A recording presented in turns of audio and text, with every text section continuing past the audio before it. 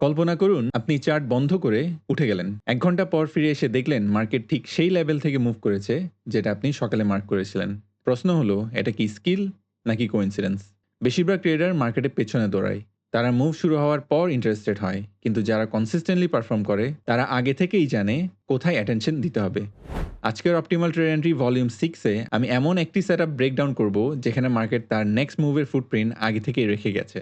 আপনারা দেখবেন কিভাবে ক্যাওসের ভিতর থেকে সেটআপ বের করতে হয় আর কিভাবে একটি অর্ডিনারি চার্টকে হাই প্রবাবিলিটি অপরচুনিটিতে পরিণত করতে হয়। Let me explain.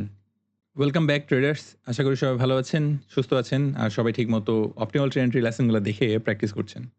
আমাকে অনেকেই রিকোয়েস্ট করছিলেন যে গোল্ড থেকে যাতে একটা অপটিমাল ট্রেড এন্ট্রি এক্সাম্পল দেখানো হয়, তাই আজকে গোল্ডের চার্ট নিয়ে আসলাম আপনাদের জন্য। আজকে ২ টা এক্সাম্পল দেখানো হবে আর ২ টা একটু ডিফারেন্ট হবে। লেসনটা ভালো করে শেষ পর্যন্ত দেখতে থাকুন। ২ টার মধ্যে কি ডিফারেন্স আছে, ২ টা দেখা কেন দরকার আপনাদের সবকিছু এই লেসনের লাস্টে জানতে পারবেন ইনশাআল্লাহ। অপটিমাল ট্রেড এন্ট্রির ফার্স্ট স্টেপ হচ্ছে ডাইরেকশন বের করা বা বায়াস বের করা। তো ডাইরেকশন বা বায়াস বের করার অনেকগুলো টেকনিক আছে। বেশ কিছু টেকনিক আমি আমার ইউটিউবে শিখাই। তার মধ্যে একটা হলো পিডিআর এর রেসপেক্ট অ্যান্ড ডিসরেসপেক্ট। কোন পিডিআর এ যদি কাজ করে most of the time direction আসলে ওদিকেই থাকে। এটা হচ্ছে সবচেয়ে ইজিয়েস্ট ওয়ে। এছাড়াও আরো অনেক ওয়ে আছে। ওগুলো নিয়ে আমি এখন কথা বলতে যাচ্ছি না। বাট সবচেয়ে ইজিয়েস্ট যে ওয়েটা দিয়ে আপনি ডাইরেকশন বের করতে পারবেন সেটা হলো পিডিআর এ। এখানে ২ টা পিডিআর মার্ক করা আছে। ২ টাই ডেইলি টাইম ফ্রেমের ফেয়ার ভ্যালু গ্যাপ।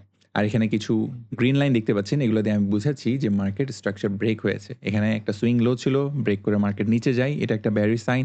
এখানেও একটা স্ট্রাকচার লো ছিল। এটাও ব্রেক করে প্রাইস নিচে চলে আসে। এটাও একটা বেয়ারিশ সাইন। এখানে বেয়ারিশ সাইন আগে থেকে পেয়েছি। তারপর এখানে বেয়ারিশ ফেয়ার ভ্যালু গ্যাপ ছিল। ওইটা রেসপেক্টেড হচ্ছিল। রেসপেক্টেড মানে প্রাইস ওইটাকে ক্রস করে উপরে যাচ্ছিল না। এটা একটা বেয়ারিশ ফেয়ার ভ্যালু গ্যাপ। এর কাজই হচ্ছে মার্কেটকে বেয়ারিশ রাখা। তো আমরা এখানে দেখতে পাচ্ছি প্রাইস যখন ওটাকে টাচ করে, প্রাইস ওখান থেকে আসলেই সরে আসে। এটা একটা bearish sign. Same goes for this one. এটাকেও টাচ করার পর প্রাইস সরে আসে। তো এগুলো দেখে আমরা বুঝতে পারছি যে এখানে বেয়ারিশ সাইন বেশি দেখা যাচ্ছিল। এখানে বেয়ারিশ স্ট্রাকচারও ব্রেক হচ্ছিল, ফেয়ার ভ্যালু গ্যাপ ক্রিয়েট হচ্ছিল অ্যান্ড ফেয়ার ভ্যালু গ্যাপগুলো রেসপেক্টেড হচ্ছিল। তো এই কয়েকটা সাইন যদি আমরা দেখি আমরা ইজিলি ওই সময়টাতে, ওই মুহূর্তে মার্কেটের ডাইরেকশন কী ছিল এটা আমরা বের করতে পারবো। তো ডেইলি টাইম ফ্রেমে মার্কেট ডাইরেকশন বের করা এটা হলো আমাদের first step and one of the most important steps. এই স্টেপটা কমপ্লিট করার পর আপনারা যে কাজটা করবেন সেটা হলো 4 আওয়ার বা 1 আওয়ার টাইম ফ্রেমে গিয়ে ওখানেও কিছু পিডিআর মার্ক করার চেষ্টা করবেন যাতে আমাদের এই ডাইরেকশনটা কনফার্মেশন আরও বাড়ে। আমরা এখানে যে জিনিসগুলো দেখলাম যে ডেইলি টাইম ফ্রেমের ফেয়ার ভ্যালু গ্যাপ কাজ করছে বা স্ট্রাকচার ব্রেক হচ্ছে, সেম জিনিসগুলো আমরা 4 আওয়ার বা 1 আওয়ার টাইম ফ্রেমেও দেখতে চাইবো যাতে আমরা বুঝতে পারি যে আমাদের বের করা ডাইরেকশনটা ঠিক আছে এবং আমরা ওই ডাইরেকশনে ট্রেডও করতে পারবো ইনশাল্লাহ। এবার আমরা একটু 4 আওয়ার টাইম ফ্রেমে যাবো। ওখানে গিয়ে দেখবো ওখানে নতুন কি পিরিয়ড ছিল আর প্রাইস ওগুলাকে কিভাবে রেসপেক্ট করছিল। এটা হলো আমাদের 4 hour time frame. 4 hour time ফ্রেমেও এখানে নতুন কিছু পিডিএর আর স্ট্রাকচার ব্রেক দেখা যাচ্ছে। আমরা যখন ডেইলি টাইম ফ্রেম থেকে কোনো পিডিএর মার্ক করব, তারপরে 4 আওয়ারে বা 1 আওয়ারে কি পিডিএর ক্রিয়েট হচ্ছে ওগুলা দেখতে চাইবো। তার আগে দেখলে হবে না। ফর এক্সাম্পল এখানে একটা ডেইলি ফেয়ার ভ্যালু গ্যাপ ছিল যেটা একটু আগে আমরা মার্ক করে আসলাম। তো এই ডেইলি ফেয়ার ভ্যালু গ্যাপে প্রাইস যাওয়ার পর যে পিডিএর এগুলো ক্রিয়েট হবে, যেমন এখানে একটা অর্ডার ব্লক ক্রিয়েট হয়, এখানে ফেয়ার ভ্যালু গ্যাপ ক্রিয়েট হয়, তাই আমি এটা মার্ক করে রাখি। কিন্তু এই ডেইলি পিডিএতে যাওয়ার আগে যে ফেয়ার ভ্যালু গ্যাপগুলো ক্রিয়েট হবে বা যে অর্ডার ব্লকগুলো ক্রিয়েট হবে ওগুলো আমাদের জন্য ইম্পর্টেন্ট না। ওগুলো আমরা 4 আওয়ার টাইম ফ্রেমে বা 1 আওয়ারে এসে মার্ক করতে চাইবো না। আপনি সবসময় 4 আওয়ার টাইম ফ্রেমে বা 1 আওয়ারে গিয়ে এমন পিডিএর গুলাই মার্ক করতে চাইবেন যেগুলো ডেইলি টাইম ফ্রেমের পিডিএর পরে ক্রিয়েট হয়েছে বা ডেইলি টাইম ফ্রেম পিডিএর টাচ করার পর ক্রিয়েট হয়েছে। যেমন এটা। ডেইলি টাইম ফ্রেমে পিডিএর টাচ করার পর এটা ক্রিয়েট হয়, তাই আমি এটা মার্ক করলাম। Same goes for this one. এই ফেয়ার ভ্যালু গ্যাপটা ডেইলি টাইম ফ্রেমে ফেয়ার ভ্যালু গ্যাপ ক্রিয়েট হওয়ার পর গিয়ে এটা ক্রিয়েট হয়, তাই আমি এটা মার্ক করলাম। কিন্তু ডেইলি টাইম ফ্রেমের ফেয়ার ভ্যালু গ্যাপ ক্রিয়েট হওয়ার আগে যে 4 আওয়ার ফেয়ার ভ্যালু গ্যাপটা আছে ওটা আমাদের জন্য ইম্পর্টেন্ট না। সবসময় আমরা ট্রাই করব হায়ার টাইম ফ্রেমে পিডিএ টাচ করার পর যে পিডিএর গুলো ক্রিয়েট হচ্ছে ওগুলাকে আমরা মার্ক করার ট্রাই করব। ডেইলি টাইম ফ্রেমে আমরা কিছু স্ট্রাকচার ব্রেক পেয়েছিলাম। এখানেও কিছু স্ট্রাকচার ব্রেক দেখা যাচ্ছে 4 আওয়ার টাইম ফ্রেমে। এটা 4 আওয়ার টাইম ফ্রেমের একটা স্ট্রাকচার ব্রেক, প্রাইস এটা নিচে স্ট্রংলি ক্লোজ হয়। এটাও সেম, এটা একটা স্ট্রাকচার ব্রেক, এটা একটা লো, এটা নিচে প্রাইস যখন ক্লোজ হয় এটাকেই স্ট্রাকচার ব্রেক বলা হয়। তো এই সাইনগুলা আমাদের ডেইলি টাইম ফ্রেমের ডাইরেকশনটাকে আরও বেশি কনফার্মেশন দেয়। তাই আমরা সবসময় ডেইলি টাইম ফ্রেম থেকে ডাইরেকশন বের করার পরও 4 আওয়ার টাইম ফ্রেম বা 1 আওয়ার টাইম ফ্রেমে এসে ট্রাই করব যে ওখানে কোনো পিরিয়ড আছে কিনা যেটা ডেইলি টাইম ফ্রেমের ডাইরেকশনের সাথে মিলে যায়। তো যখনই আপনারা এরকম মিল পাবেন ডেইলি টাইম ফ্রেমের সাথে আর 4 আওয়ারের সাথে, তখনই বুঝতে পারবেন আপনি অন সাইডে আছেন, আপনি অফ সাইডে নেই। তখনই আপনার কনফার্মেশন বাড়বে, আপনার কনফিডেন্স বাড়বে।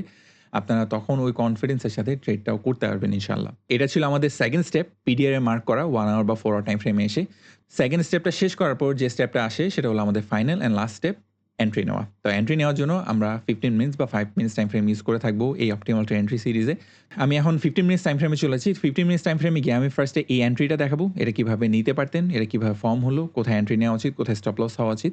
তারপর ফাইনালি আমি এই এন্ট্রিটা দেখাবো যে এই এন্ট্রিটা আসলে কি স্পেশালিটি ছিল যেটা আমি ক্লাসের শুরুতে বলছিলাম। তো এবার আমরা একটু 15 মিনিটস টাইম ফ্রেমে যাই। এখানে এন্ট্রিগুলো একটু ব্রেকডাউন করে দেখি। এটা হলো 15 মিনিটস টাইম ফ্রেম। আর এই 15 মিনিটস টাইম ফ্রেমে আমি ফার্স্ট এন্ট্রিটা দেখাতে যাচ্ছি যেটা আমাদের first daily fair value gap থেকে ছিল। ডেইলি ফেয়ার ভ্যালু গ্যাপ থেকে একটা 4 আওয়ারের অর্ডার ব্লক ক্রিয়েট হয়। এই অর্ডার ব্লক থেকেই 15 মিনিটসে গিয়ে আমরা এন্ট্রিটা নিব। তো 15 মিনিটসে এন্ট্রি নেওয়ার আগে যে জিনিসটা আমাদের দেখতে হবে সবচেয়ে ইম্পোর্টেন্ট যে আমি যখন এন্ট্রি নিতে যাচ্ছি ওটা আমার নিউ ইয়র্ক কিল জোনের মধ্যে পড়ছে কিনা। তো নিউ ইয়র্ক কিল জোনটা হলো বাংলাদেশ টাইম সন্ধ্যা 6টা থেকে বাংলাদেশ টাইম রাত 9টা পর্যন্ত। এই টাইম উইন্ডোটার মধ্যেই আমাদের ট্রেডটা করতে হবে। এর আগেও আপনি ট্রেড করতে পারবেন না বা এই ৩ ঘন্টার পরেও আপনারা ট্রেড করলে এটা অপটিমাল ট্রেড এন্ট্রি হবে না। তাই এখানের ভিতরেই আমাদের এন্ট্রিটা নিতে হবে। এন্ট্রি নেওয়ার আগে সেটআপটা ফর্ম হতে পারে, এন্ট্রি নেওয়ার আগে হাই বা লো, সুইং হাই সবকিছু ফর্ম হতে পারে, কোনো সমস্যা নাই। শুধুমাত্র যখন আপনারা এক্সিকিউট করবেন তখনই আপনাদের ৬টা থেকে ৯টার মধ্যে এক্সিকিউট করতে হবে। তো ট্রেডটা নেওয়ার আগে আমি এখানে একটা জিনিস দেখাতে চাই সেটা হলো এই স্ট্রাকচার ব্রেক। এখানেও স্ট্রাকচার ব্রেক আপনাকে হেল্প করবে বোঝার জন্য যে আপনি রাইট সাইডেই আছেন। তো এই স্ট্রাকচার ব্রেকটা দেখে আমরা বুঝতে পারছি যে মার্কেট এখনো বেয়ারিশ আছে, বেয়ারিশ দিকে যেতে চায়। তো বেয়ারিশ দিকে যেতে চাইলে কতটুক যেতে পারে এটাও আপনারা আগে থেকে মার্ক করে নিতে পারেন। তো আপনারা টার্গেট হিসাবে সবসময় পিডিআরকে মার্ক করতে পারেন। ডাইরেকশন বের করার জন্য পিডিআর মার্ক করা যায়, এন্ট্রি নেওয়ার জন্য পিডিআর মার্ক করা যায় অ্যান্ড একটা ট্রেড থেকে বের হওয়ার জন্য পিডিআর এ মার্ক করা যায়। এখানে ২টা সুইং লো একই জায়গায় দেখতে পাচ্ছি। এগুলোকে ইকুয়াল লো বলে, এগুলো কিন্তু পিডিআর। এগুলাকেও আমরা টার্গেট হিসাবে মার্ক করতে পারি। এখানে কিছু ফেয়ার ভ্যালু গ্যাপ দেখা যাচ্ছে, এখানে কিছু অর্ডার ব্লক দেখা যাচ্ছে। এগুলোও কিন্তু টার্গেট হতে পারে। এই পিডিআর এগুলাকে আপনারা টার্গেট হিসাবে ইউজ করতে পারবেন ইনশাআল্লাহ। এখানে আমাদের স্ট্রাকচার ব্রেক আছে, 4 আওয়ার পিডিআর আছে। সব রকম কনফার্মেশন যা দরকার এন্ট্রি নেওয়ার জন্য সবকিছু এখানে আছে। এবারে আমরা ফিবোনাচিটা ড্র করব। সুইং হাই, সুইং লো, এটা হলো আমাদের ফিবোনাচি সুইং হাই, এটা আমাদের সুইং লো। এটা একটু সামনে টেনে আনতে পারেন। তো এইভাবে টেনে এনে আপনারা যে জিনিসটা দেখবেন সেটা হলো শুধু 62%, প্রায় 62% এ গেল কিনা। আর শুধু ঠিক 62% এ গেলে হবে না, টাইম অ্যান্ড প্রাইস ২ টাই ঠিক থাকতে হবে। আপনার টাইমের মধ্যে হতে হবে। তো এখানে আমি দেখতে পাচ্ছি টাইমের মধ্যেও আছে, 62% ও আছে। তো এটা হলো আমাদের 62% যেখানে আমরা এন্ট্রি নিতে চাইবো। এটা আমাদের এন্ট্রি পয়েন্ট। এন্ট্রিটা এখানে হবে। আমাদের স্টপ লসটা সবসময় যেখানে ফিবোনাচি ড্র করি ওই হাই এর উপরে হবে। যদি আপনারা সেল ট্রেড নিতে চান তাহলে হাই এর উপরে স্টপ লস দিতে হবে। আর আমাদের টার্গেট হবে সবসময় কোনো একটা পিডিআর এ বা 2% এর আশেপাশে। তো এখানে আমি যদি এই লোটাকেও টার্গেট করি, এত দূরে যেতে হচ্ছে না। এই লোটাও আমাদের জন্য ঠিক আছে, এই অর্ডার ব্লকগুলোও ঠিক আছে। ইভেন এই কাছের লোটা এটাও কিন্তু একটা পিডিআর এ, এটাকেও আমরা টার্গেট হিসাবে ইউজ করতে পারবো। তো শুধুমাত্র যদি এই টার্গেটটাও ইউজ করি, ফার্স্ট টার্গেট এটা যদি ইউজ করি আমরা স্টিল 2% পেয়ে যাচ্ছি। আমাদের খুব বেশি বড় টার্গেট দরকার নেই। কাছের টার্গেটেই আমরা 2% নিয়ে বের হয়ে যেতে পারবো।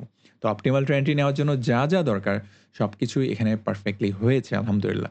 কিন্তু সবসময় মার্কেট আসলে পারফেক্ট থাকে না। আমরা যে জিনিসটা করছি, যে জিনিসটা আমরা প্র্যাকটিস করছি, শিখছি, সবসময়ই যে মার্কেট এটা প্রোভাইড করবে বা মার্কেটে যেটা সবসময় হবে তা কিন্তু না। মাঝে মার্কেটে এমন কিছু হতে পারে যেটা আপনি আশা করেননি বা যেটা আমরা প্ল্যান করিনি। অ্যান্ড ওই জিনিসটাই আমি আপনাদেরকে লাস্ট এক্সাম্পলে দেখাতে চাই। তো লাস্ট এক্সাম্পলটা আমরা একটু চেক করে দেখি।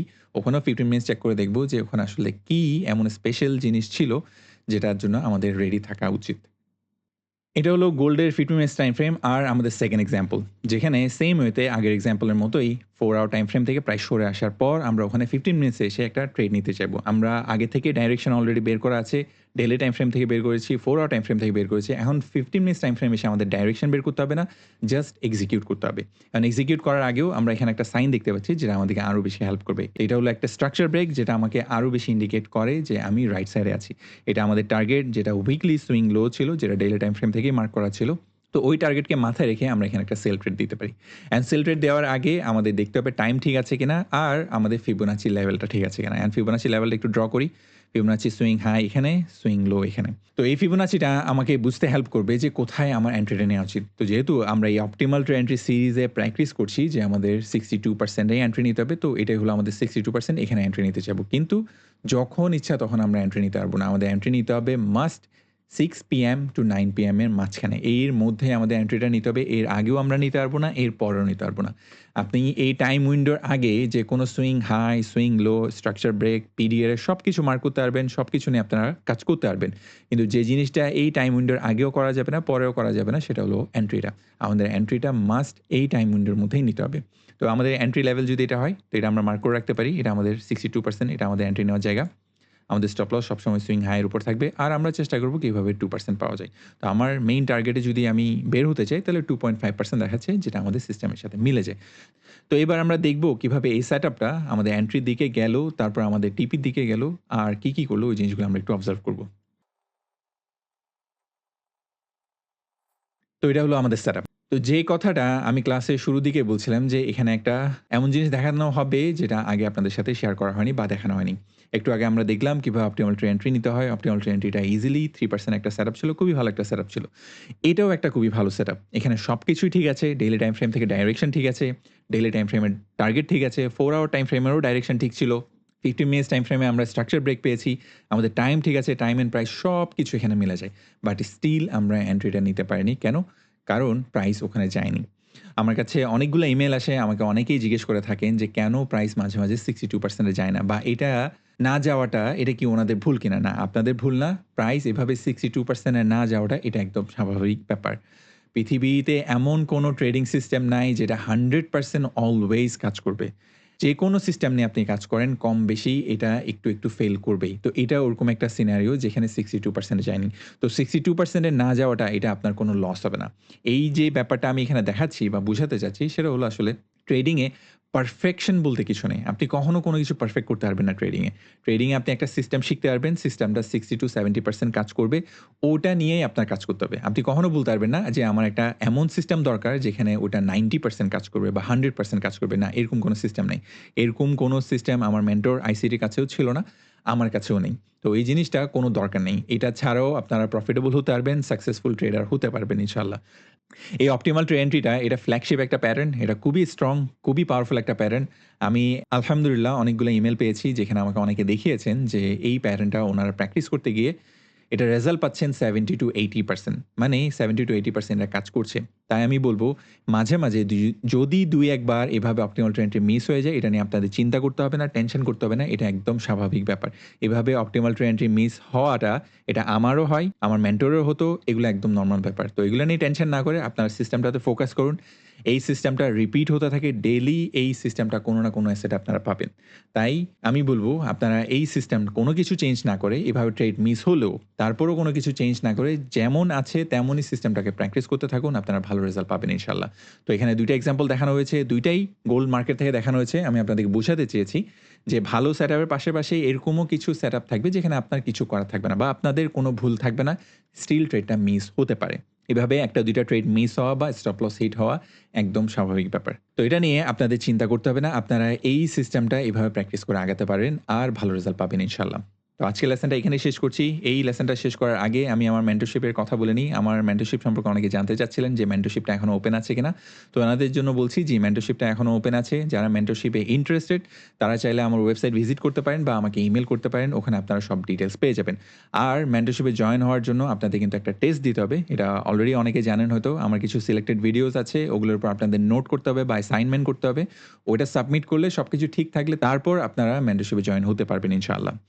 তো আজকের লেসনটা এতটুকুই। ইনশাআল্লাহ নেক্সট লেসনে নেক্সট অপটিমাল ট্রি এন্ট্রি নিয়ে আবার আপনাদের সাথে কথা হবে। আসি তাহলে। জাযাকাল্লাহ খাইর। আসসালামু আলাইকুম ওয়া রাহমাতুল্লাহ।